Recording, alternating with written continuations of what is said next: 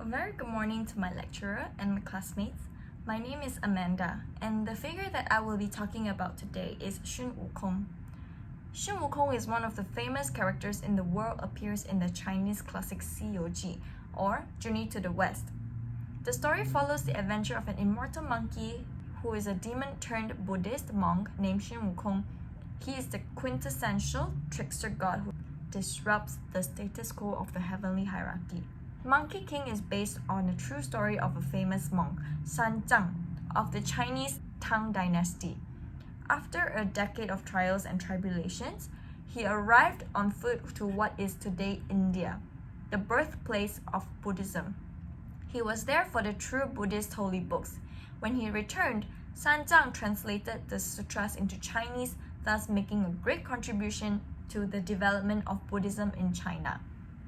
The monkey is indeed rebellious. He was, accordingly to the story, born out of a rock, fertilized by the grace of heaven and earth.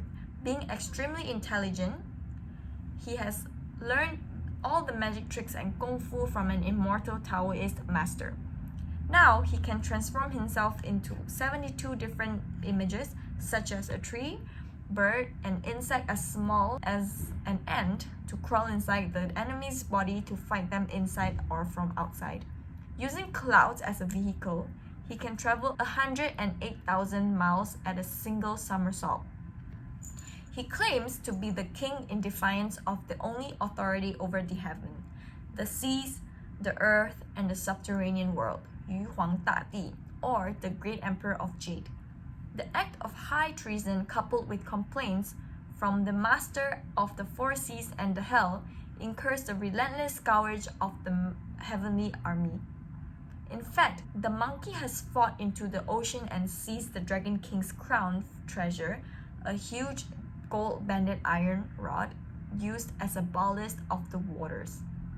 It is able to expand or shrink at his command. The iron rod becomes the monkey's favorite weapon in his later feats. The first test of its power came when the monkey stormed into hell and threatened the Hayden King into sparing his life and his followers' immortal life, so that they could all enjoy eternity. After many showdowns with the fearless Monkey King, the heavenly army have suffered numerous humiliating defeats. The celestial monarch has but to give the dove faction a chance to try their appeasement strategy, to offer the Monkey King an official position in heaven with little authority.